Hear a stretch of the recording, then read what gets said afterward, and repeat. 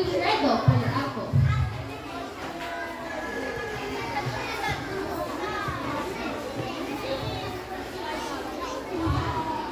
Ito si Emma Quintanada. Siya ay may papilirang galing.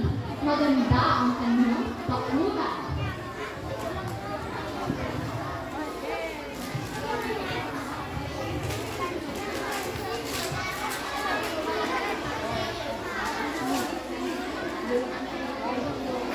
Maraming prutas at gulay, maraming ibon at hayop.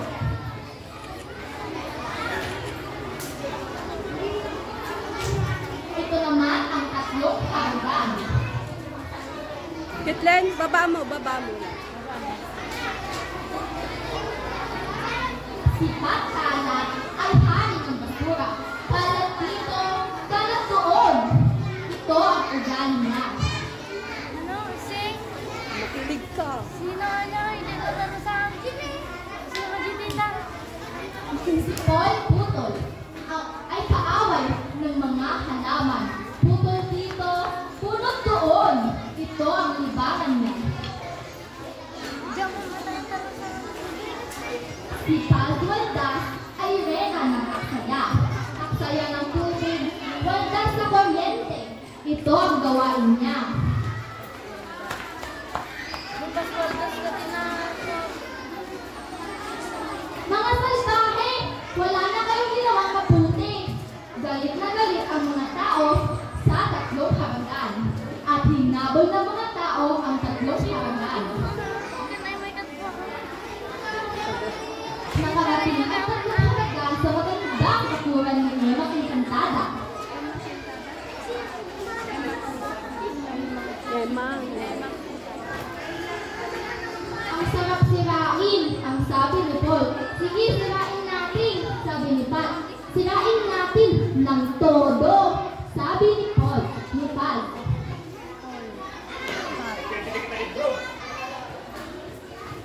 Babang mo. Dumating si Emma Quintanada, binawalan niya ang tatlong habagan. Tumawa lamang sila ng tumawa, ha ha ha, habang sinira nila ang magandang bakuran.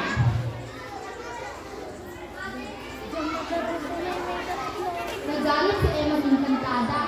Dapat kayong bigyan ng aral, sabi ni Emma. May dumating na malakas na hangin. Umikot ang malakas na hangin sa tatlong habagan. Nahilo ang tatlong habagan.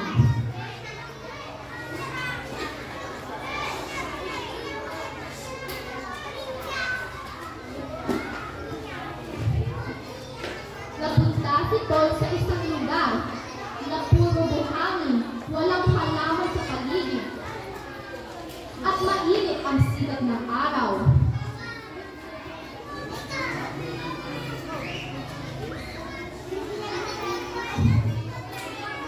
Ang lugar ay parang isang disyerto. Naghanap ng puno si Paul para sumilong. Walang puno sa paligid. Ganito pala pag walang halaman, sabi ni Paul.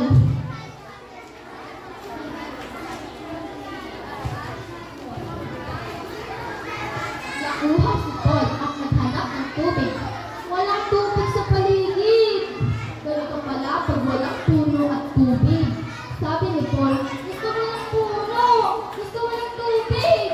Maawa na kayo, sabi ni Paul.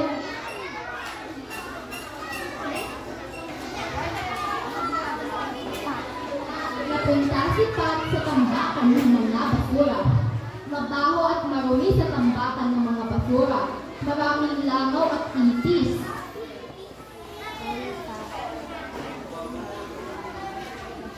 Hinabol si Pat ng maraming langaw, itis at daga.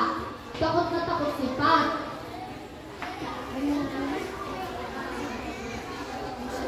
Ganito pala pag masyadong marumi, sabi ni Pat. Ayaw kong magkasakit, iligtas niyo ako, sabi ni Pat.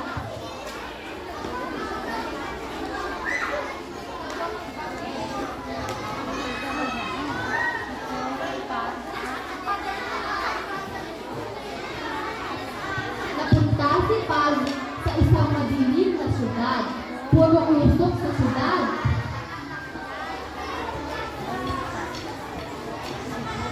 payat ang mga tao. Naghanap ng ilaw si Pal. Walang kuryente. Naghanap ng gripo si Pal. Walang tubig.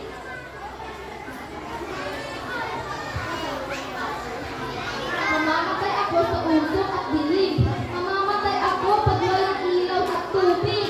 Maawa na kayo, sabi ni Pal.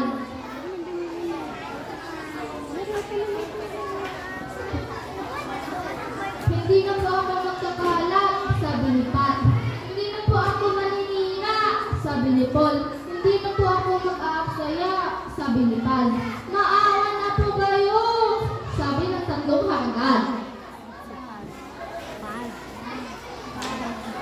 Naawa si Emma Encantada sa tatlong hanggan. Kailangan matuto kayong maglinis.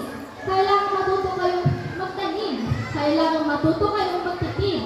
Ang sabi ni Emma Encantada.